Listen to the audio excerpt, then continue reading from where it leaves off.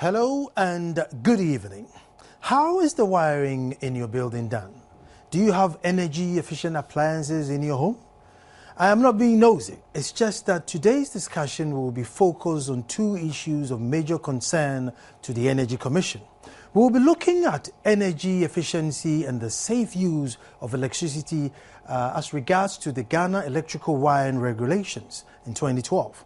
You might remember, as part of the energy efficiency drive, government through the Commission distributed 6 million compact fluorescent lights to replace high energy consuming incandescent lights, which shaved up a peak demand by 124 megawatts.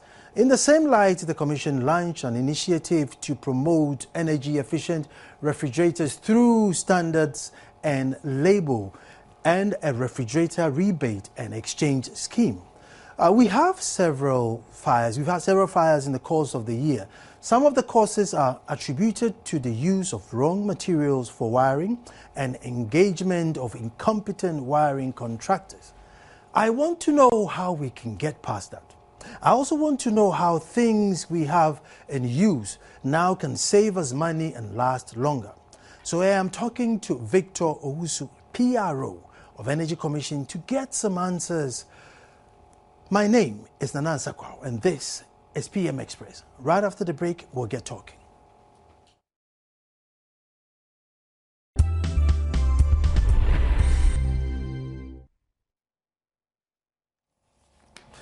Well, today the discussion is based on energy, saving money in energy usage. Saving money in energy usage, and I'm sure that it's something that we all want to talk about because at the other end, we're very worried in terms of tariff increases, and we complain a lot.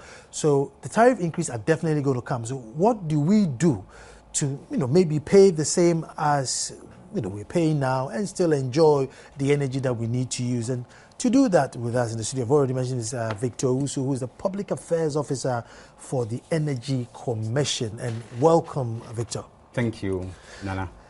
But before I go on, the Energy Commission, what's your role? What's the Energy Commission's role? Right.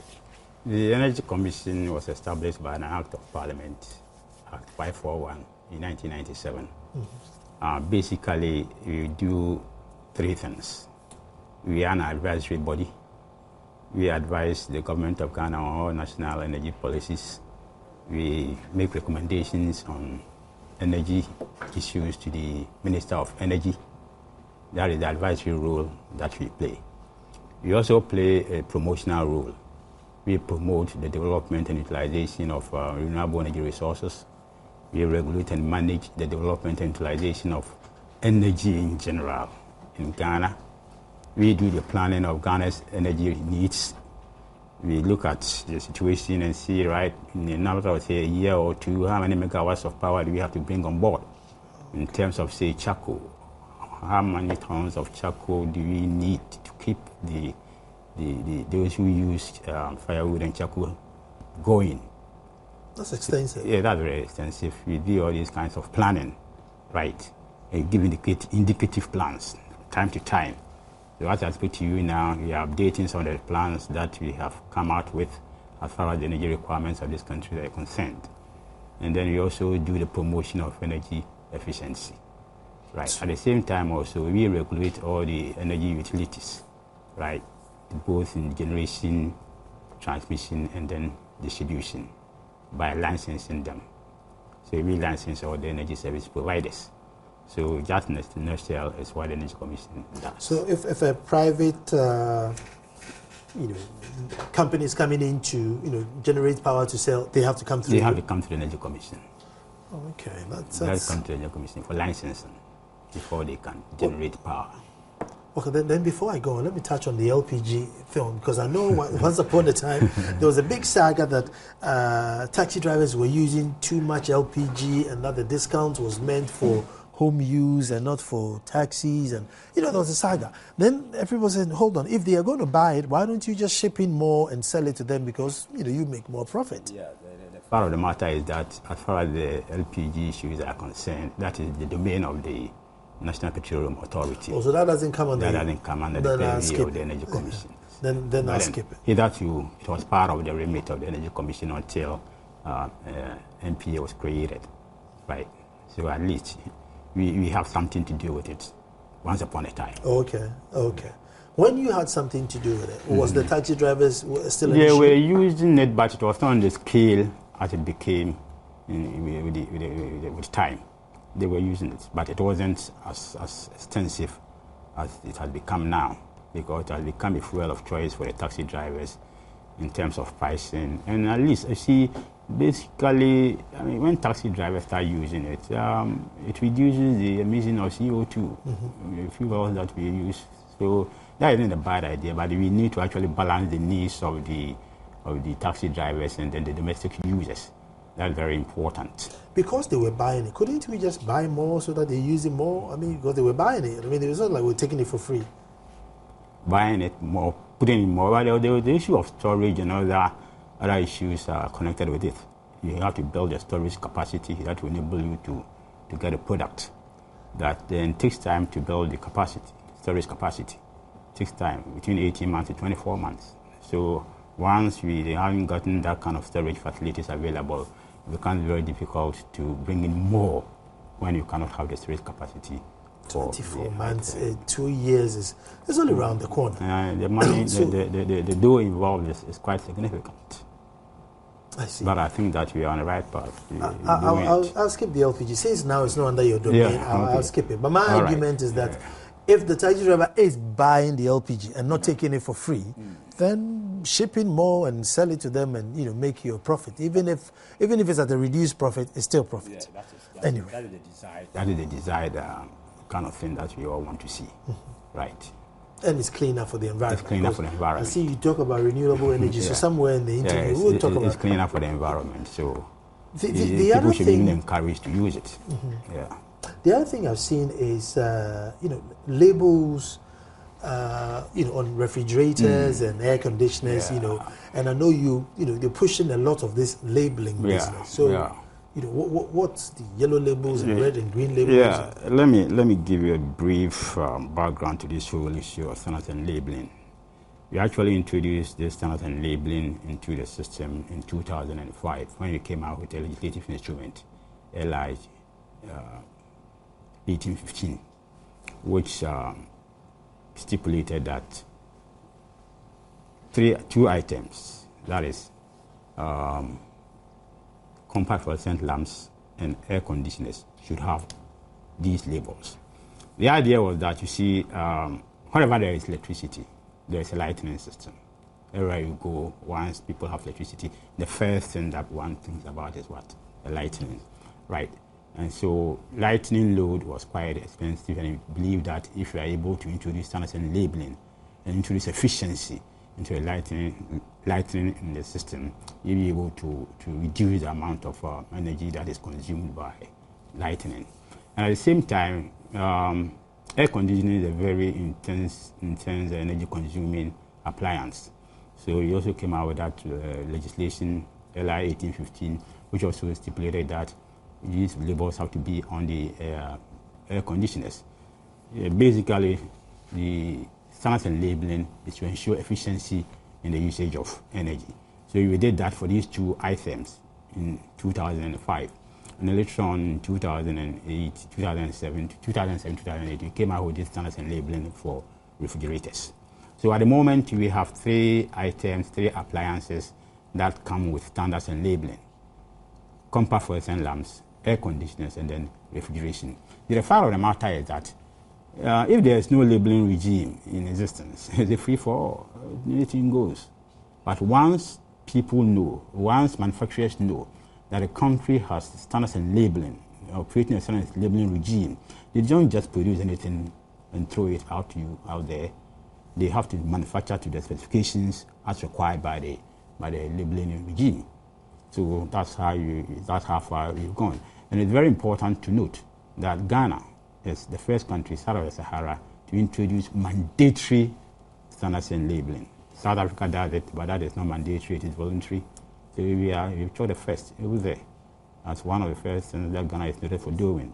So as far as energy efficiency is concerned, as far as standard and labeling is concerned, Ghana has gone far ahead of the other countries in the region.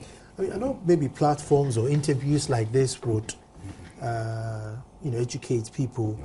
You see, so that somebody doesn't see as if it's a force or they are forcing me to use it, but so that they see it as a benefit for them, so that they actually go out and chase for energy efficient. What are we doing to let somebody know? Yeah, over the years, the Energy Commission has been engaging in energy efficiency campaigns. Energy efficiency campaigns since 2007. We've gone out there throughout the whole country, engaging with stakeholders, engaging with the general public, coming on media platforms to educate people about this standard and labeling, to ensure that, yes, the benefits are not only to just you, the individual, but also it translates to the nation, because as we save energy, we're able to save a lot of money. They have gone into building more generation plants. And I keep saying that a kilowatt saved is better than a kilowatt generated. I see. A kilowatt saved is better than a kilowatt generated. A kilowatt generated comes along with a lot of issues about the environment, emissions and all that. But if you save it through energy efficiency practices, energy efficient appliances, then the money that you would have used to go and build a plant, you use that money for other things to keep the economy going. The other campaign that I hear you do is if you bring your old fridge, you get some rebates to buy, the new one. Yeah. I mean, how is it catching on? Well, it's very encouraging. It's very encouraging. And once again, Ghana is the first country in the developing world, not only in Africa, but in the developing world, to embark upon such a scheme. The idea was that somewhere in 2006, the Energy Commission conducted a research. We used the Council for Scientific and Industrial Research to do a research for us on the efficiencies of refrigerators in the country. And the results were alarming, very revealing too. The average consumption of electricity per our refrigerators was about 1,200 kilowatt hours, which was very on the high side. And so we decided to come up with this energy efficiency standards and labeling. And then as a sequel to that, you make sure that if you take away the old refrigerators and you don't encourage people to get new refrigerators, just like freshen water with the baskets, still drains. So the idea was that, well, let us also encourage people, let us motivate people to get new fridges by coming up with this exchange program where people can take their old refrigerators and go and take a new one at a discount. And that one has been very encouraging. We launched this sometime in September last year, 19 September to be precise, and then a year on, about a few days, to be a year on. And the results have been very encouraging. As I speak to you now, about 2,500 people have benefited from the scheme, gone ahead and exchanged their old refrigerators for new refrigerators. At the end of the day, we are looking at, say, about 15,000 refrigerators. And even beyond that, we're looking at about 50,000 old refrigerators being taken out of the system and being replaced at about 50,000 new refrigerators. And that means a whooping savings of about 260 megawatts of energy. And that one alone is very, very significant. 216. Yeah. So these are some of the things that the Energy Commission is doing as far as promotion of energy efficiency is concerned. And as I indicated... That's half of Bui generation. Oh, yes. You are spot on. Well, that's a lot. That's a lot. And mind you, when we did that of the incandescent replacement, that 6 million bulbs that were infused into the system, we made a savings of 124 megawatts of power. I mean, that's T3. Yeah. I mean, this one is well known. But still keep on telling people so that they come to appreciate how energy efficiency can go a long way to conserve the energy that we produce in this country. We don't produce very much, at least, but the little that we produce, we should be able to use it very wisely and efficiently. But you see, now you drive on the highway, the N1, and there's always a trailer load of old fridges and kettles and fridges that are being dumped. When is the cut-off date? The cut-off date has expired, actually. When there's a legislative instrument actually banned the importation of these refrigerators. That is like 1932, banned the importation of old refrigerators and old air conditioners. But we give prominence to the oil refrigerators, because everywhere you go, every home that you go, you find people using oil refrigerators. So the Energy Commission decided that, we urged government to ban the importation of these items for various reasons. One, for the energy aspect of it, and then the other one is for the environmental aspect of it, because a lot of these oil refrigerators contain the banned ozone-depleting substances. So the cut-off date gave some time, 2 years, for the importers to wind up their businesses, and then they also actually even considered giving them a further 6 months. So the cut-off date has expired, and I believe that the importers are aware that nobody can come with an oil refrigerator into this country. And even the outside, those people who have made it their business to dump these things on us are aware that we are not going to allow that any longer. So we are also on a warpath on that, making sure that people don't turn our country into a dumping grounds for things that they don't want in their countries. So we are going on. That's good. But I still see them, around. Yeah, you see, there was a transitional period.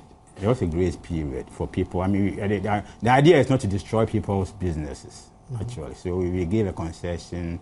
We interacted with the importers. We told them that, hey, we're giving you this time, wind up your business and find another business with your money to do. And even that, we even went ahead to collaborate with the importers in drawing business plans that they will use to shop for investors to come and establish assembling plants for refrigerators in this country. And once upon a time, there was an assembly plant in this country manufacturing refrigerators. Sanyo, is it? No, yeah, Sanyo. They were producing refrigerators in this country. And you see, it's all fizzled out because the second-hand market has grown and become large, and it has swallowed the new market. And people have not become aware of the fact that these old refrigerators are high energy consuming appliances. Now the message is on. We're telling people that the old refrigerators there are killing you. You're paying a lot of electricity bills because of the old refrigerators that we are using. And in the research that we conducted, we realized that about 50% of our domestic bills come from the refrigerators that we use in our homes. So once you replace these old refrigerators with new refrigerators, you do two things. First and foremost, you save yourself money. You'll be able to, the money that you have used to pay more electricity bills, you use it for other things. And the country will also benefit in terms of the collective savings that have been made. So we are waging the battle. With the fridges, and I still got the figure here, 216. If we get equivalent air conditioners that are also, energy efficient, we push about 400. Yeah, about 400. In fact, when we did this thing, when we started in 2005 with this air conditioners, the projection was that by 2020 you will have saved the equivalent of Buida in terms of savings from energy consumed by old and inefficient air conditioners. So with a battle on the old inefficient air conditioners, I think that we've gone a long way. It has been very successful. If people have money to buy air conditioners, then they should go in for new ones. Victor, apart from buying these energy efficient things, we as a people have a very, very bad habit in leaving lights on and leaving the fan on, and No, you are spot on. And you see, that is attitudinal. And that kind of behavior got to change.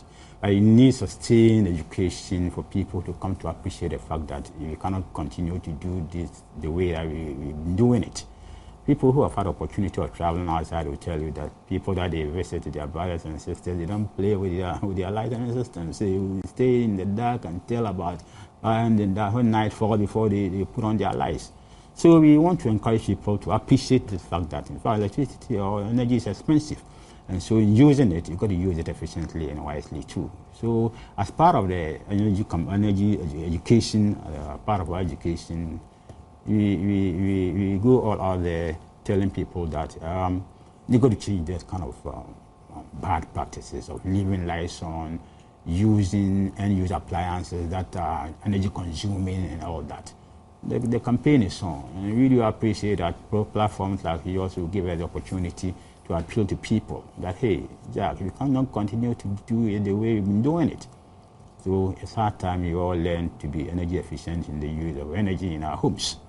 And so that is what the Energy Commission is doing at the moment. And I'm very glad that you are part of it. You have given us this platform. This is not only the first time I'm here. I've been here several times on the Habitat Fair. You give me the opportunity, and we rammed this message to the people that yes, the time has come for all of us to be energy efficient in the use of electricity. I mean, I think.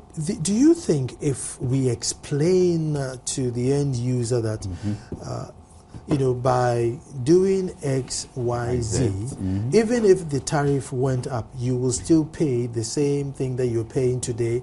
It would make them understand more. Converse is that if you don't change those practices, you pay more. But if you change the practices, then the probability that you might not pay as much as you have to pay if you engage in energy efficient practices. So the end user would have to come to appreciate this fact. It's a fact of the matter. There's nothing you can do about it. And the fact still remains that as for the tariffs, they will have to go up. And they have to keep the utilities floating. So it behoves on us as the end users also to make sure that we do our best.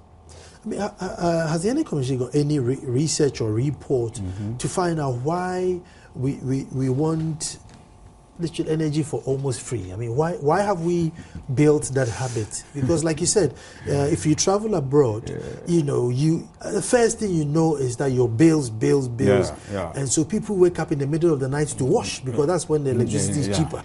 And your heater comes on at 11 at night and goes up at 4 just when the rates change. So you get to accept. I'm inclined to think that the low cost of tariffs, the low pricing of electricity also is one of the reasons why probably we are not so conscious of the fact that you should be using energy efficiently.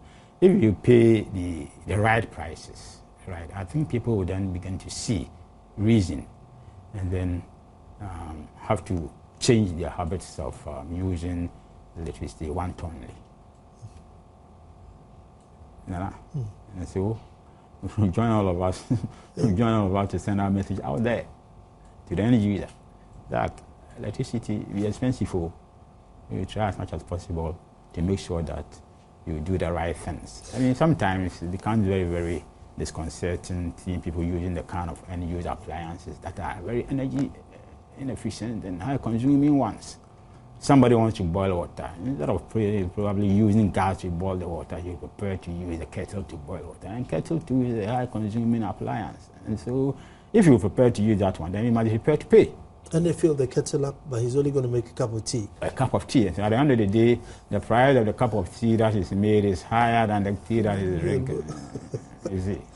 The other thing that I know should bother everybody is wiring, standard wiring.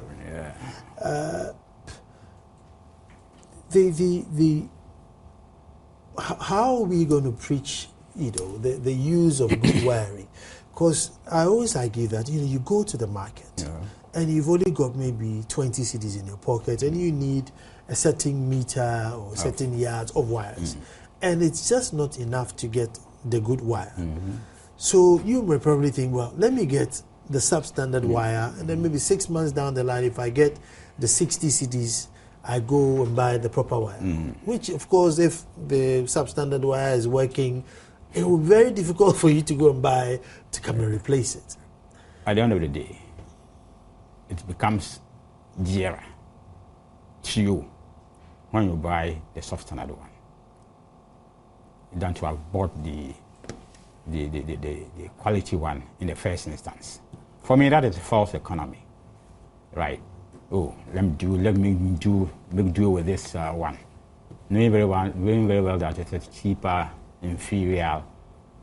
That will not help you, because at the end of the day, you will pay for it in terms of fire outbreaks and the likes of that. Why don't we go into the market and try and kick the ones that don't meet your regulations? Yeah, you see, that's what I indicated when I was talking about the energy efficiency, something labeling. You see, when you don't have regulations preventing some kind of items, substandard items from coming into your market, that's what happens. But once there are regulations, then people will be compelled to do the right thing.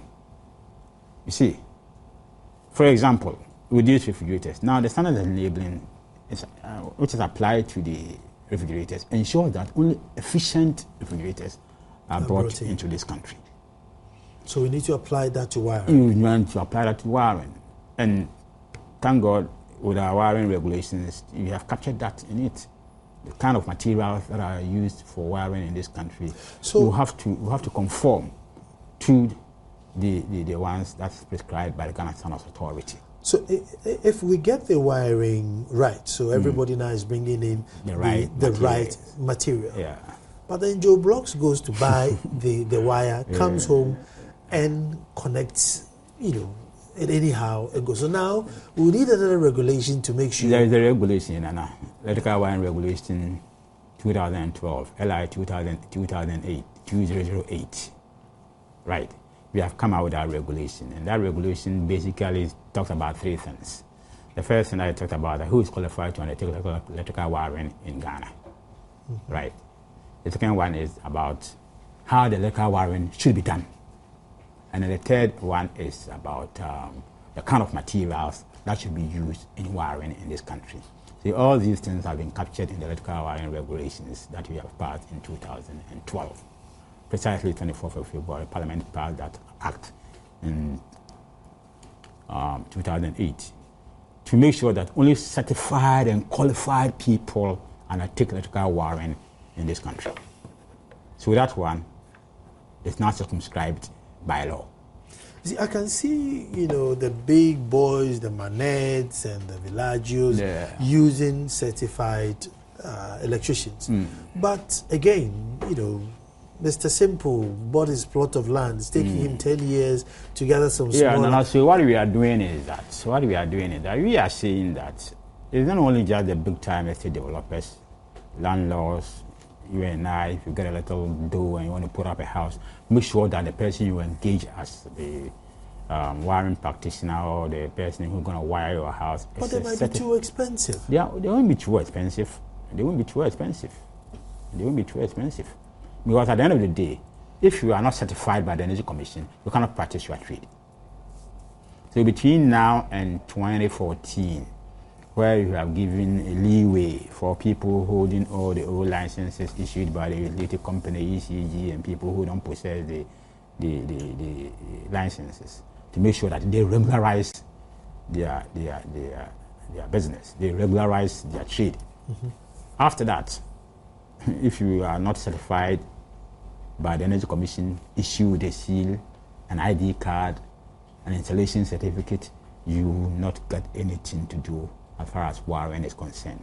And so, lo and behold, the utility company, that ECG in this case, for example, will not even connect to your house. Will not energize your house if you didn't use a certified electrical wiring professional. We call them CUWP. And as part of the arrangements, when your house is wired by CUWP, you've got to be inspected by a CUWI, Certified Electrical Wiring Inspector. This inspector will come and inspect the work that the CUWP has done and then endorse it before ECG will connect you to the grid. Have we got enough electrical, experts to go around and that, or do you have to wait for 6 months before he's free to come? You won't wait for 6 months. You won't wait for 6 months. We've got enough electrical wiring practitioners in this country. But what we are doing at the moment is that we're only trying to inject professionalism into that trade. Of course, for example, if you are not a medical officer, trained, can you practice as a medical professional? No. You cannot. No. If you are a lawyer and you haven't gotten the professional certification, can you practice? No. So in the same vein, an electrician who doesn't possess the professional qualification will not be allowed to undertake electrical wiring in Ghana. Even though it's very right, if we give the professional electrician this,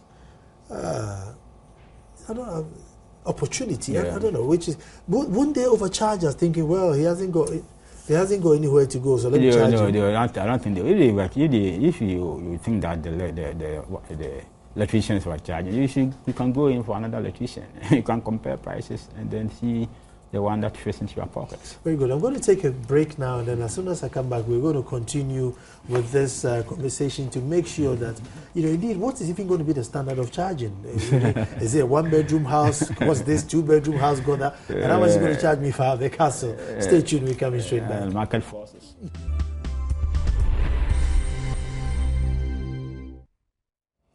Saving money in energy usage, and I am talking to Victor Usu, who is Public Affairs Officer of the Energy Commission.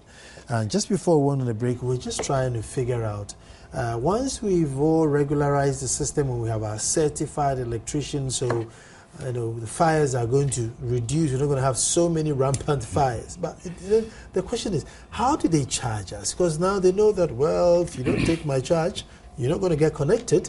Aren't they going to sting us? Yeah, I don't think they're going to stifle you with high charges. I believe that the certified electrical wiring professionals, knowing very well that this will create opportunities for them, will not be engaging in any exorbitant professional fees so as to deter people from. But there's no control price. Yeah, control regimes are over. They are over. So, there are going to be market forces that are going to be at play. So probably there will be bargaining between people who want to engage the services of these people. And I'm very sure that they will not let this opportunity slip by coming up with very high fees. In any case, there is this JICA, Ghana Electrical Contractors Association. I think that association will be there, and they will make sure that their members do not derail these things that we are trying to inject into the system by their members charging exorbitant professional fees. But how are stakeholders taking it, i.e. electricians? Oh, yeah, the JICA, for example, are very, very appreciative of the effort that we are making to inject professionalism into it, because hitherto it was free for all kind of business. I mean, somebody takes his screwdriver and ply, and then he calls himself an electrician. You haven't gone on any proper apprenticeship period. And so we're trying to bring all these things to an end. Even to the extent that if, for example, multimedia, you're an electrician here, you engage somebody who does electrical wiring, who sees the electrical fittings and everything, he's got to be a certified one. Otherwise, he cannot practice his trade with you. So these are some of the things that we are doing, injecting professionalism into it, and that is one way of doing it, making sure that people do the right thing at all times, in all places. It will probably make the profession also a bit desirable. Because it has a lot of respect. Yeah. To make it very desirable. That is one of the things that the major stakeholders like the JICA, that's one thing they're very pleased with. That at least for once, they are also going to be seen as professionals, and society is going to look up to them as such. That nobody can now get up and say, I'm an electrician. And you see, one thing is that even today, if you want to do a minor kind of electrical work in your house or in your business or in a kiosk, everything, you've got to engage a certified electrical wiring professional.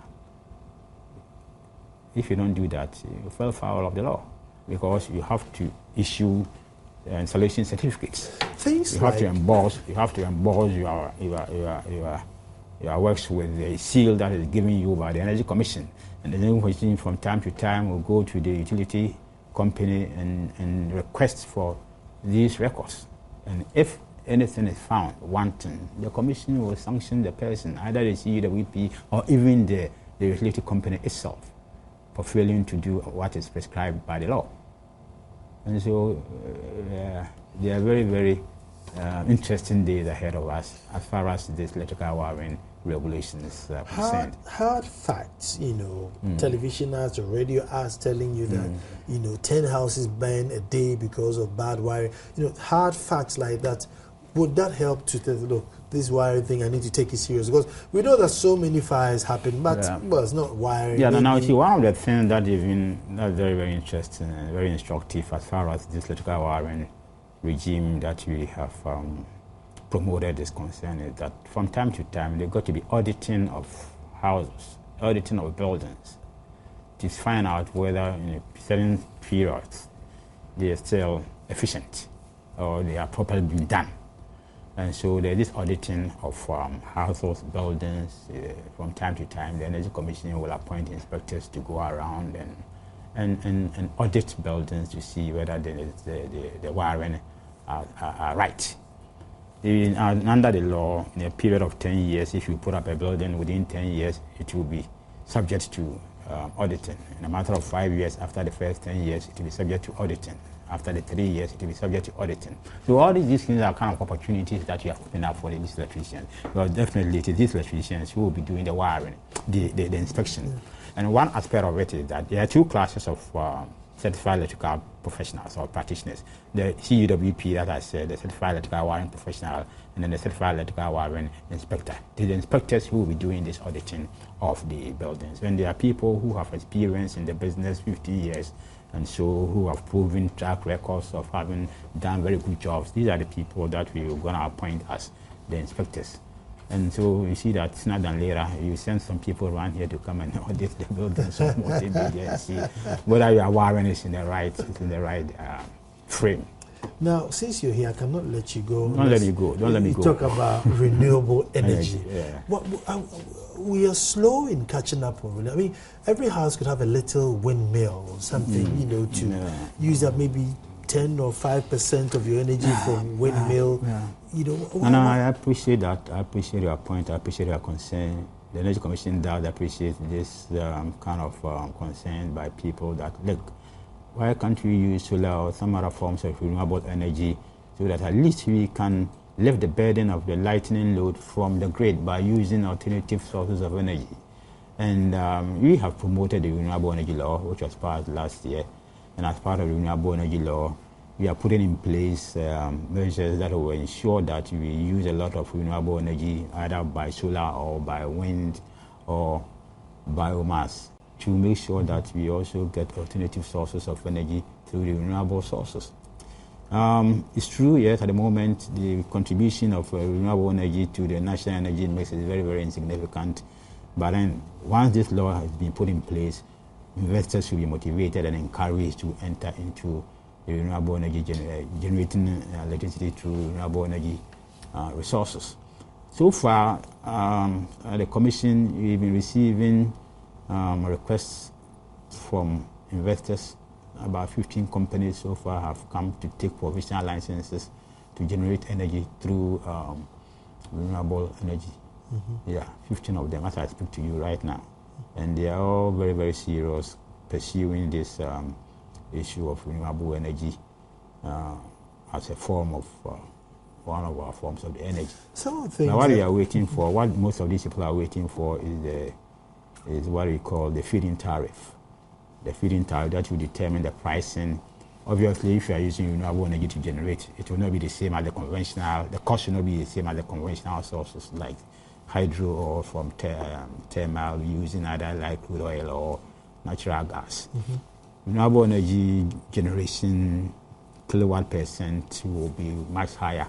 And so to encourage people to come in there, you need to give them the kind of tariff that will encourage them, make them make some sort of profit and keep their business floating. So once this feed-in tariff is determined, I'm very sure that a lot of people, a lot of investors will then begin to show. And as I indicated, about 15 companies as of now have taken provisional licenses from the Energy Commission and are doing their groundworks to make sure that they can also produce from renewable energy sources. VRA has done one, a 2 megawatt plant at Navarongo, and there are also plans by VRA itself to generate from other sites around the country. So do the other investors who have all applied. And I see a very promising future for utilization of renewable energy resources in energy generation in this country, because the law is there. Why have we been so slow in the law, especially the sun? There was no law in the first place. Okay. There was no regulation that would motivate people, right? But once we put this into a law, once all these things have been laid down, mechanisms have been laid down, feed-in tariffs are attractive, people will come. But it took us some time. Yes, I agree. It took us some time to come out with a law. And I tell you that the renewable energy law that we have passed in Ghana is the first of its kind out of the Sahara, apart from South Africa. And so, believe me, you in the next couple of years, ahead of about 5 to 10 years, renewable energy needs. And as far as our strategic national energy policy plan is concerned, we want to make sure that by the year 2020, our renewable energy must contribute 10% of our energy demand. So, for example, if you are looking at 5,000 megawatts, we are saying that 5,000 megawatts to about at least 500 megawatts will be coming from renewable energy. That's a very ambitious thing to do, but we are very sure that we can get there. Some of the suggestions that we hear is that you can take places like hospitals, universities, secondary schools, because there's lots of people there, and use biogas from them, because bio means they use the bathroom, and so they have a lot of biogas, biomatter to use. So you take them all off the national grid, and that would. That is fantastic. So that but we do. You see, the point is that we, as an advocacy organization, we as a promoters of the renewable energy, we don't implement these things, but we make sure that we put in place the necessary conditions that will encourage people to do that. So if you're an investor like now you got money, you want to do a biogas plant, you come to the Energy Commission, talk to us, we give you a license to do it. But we want to get a message out there to people that, hey, there's a gold mine here, go for it. So biogas, yes, solar, yes, wind, yes, we are promoting all of these alternative sources of energy. And I'm very positive about the fact that once the renewable energy law is in place and it's guaranteeing prices and profits to the investors, they will come. So what does the law say? Like if you're developing an estate now, there should be a percentage that... No. What we are advocating is that first and foremost, we should put in place a building code. There should be a building code in this country which will prescribe the things that we are talking about. That, for example, if you put up a house, the lightning load must come from renewable energy. That must be regulated by law. But once we haven't gotten there, it becomes very difficult to implement, telling people that, yes, go and put solar panels on your house.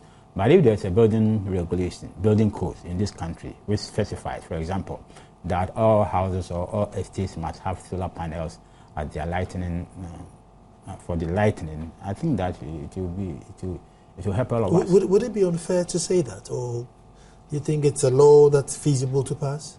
Yes, a law that is feasible to pass. Building codes are all over the place. They're all over the world. You have building codes. If you go to Japan, you go to Germany, or you make sure that if you build, you should have some solar panels on top of your building to make sure that it provides you with a lighting system so that it reduces the burden on the grid. Why can't we do same? We can do same. I believe that when the building codes are developed by the Ministry of Housing is passed, and these things are in there in the law, people will comply. But once there is nothing like that in place, it becomes very difficult to compel people to do that. You can do all this by persuasion.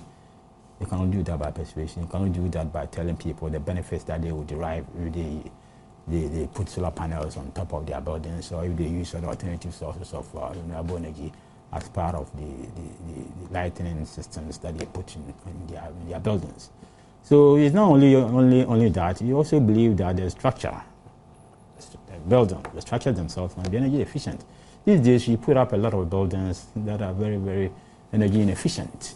Too many glass. So many glasses, so that the rooms are not well illuminated. You're going to use lighting systems, more lighting systems, air conditioning, and all that. So, if on the whole, if there is a building code which will prescribe the kind of buildings that you should put up, which will prescribe the kind of architecture that you should put up, it will go a long way to reduce the amount of energy that we spend in our homes and businesses. And I believe that very well that we must look at the kind of buildings that we are putting up, whether they are energy friendly.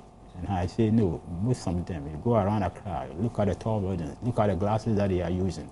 They don't promote energy efficiency in any way. So we've got to look at that also very well. So in that case, then, what are you working with, like because there isn't like a Ghanaian architecture, where we have to say we have to build climate control houses because of our temperature. Everybody looks at the picture of a house in California. There was a Ghanaian architecture. Probably, I know old enough to know the kind of houses our fathers were putting up. They put up houses, they were using a louver blades. The louver blades, which is more ventilated. They were allowing a lot of air into the system, they were allowing a lot of illumination from outside. But these days, in the modern times, we think we are modern people, we are closing up. You kind of have glasses that even the sun rays cannot pass through, and you think that is modern. And it's costing us. Very, very, very, very. I've spoke to the Architectural Association before, and I asked that, you pick up a picture of Accra and you won't be able to tell whether this is America or this is where. Because, you see the house and then you copy it. I want this house, and then we'll build it, regardless of how our temperature is. We build with cement instead of laterite. So you must have a challenge on your hand trying to educate us all to, fall back into place. I mean, how do we achieve that? It's education. You have to educate people to come to appreciate that, in fact, this kind of modern architecture that we think is the best is not the best. And that we should look at our climate, we should look at our conditions before putting up the buildings. Let our buildings be well ventilated.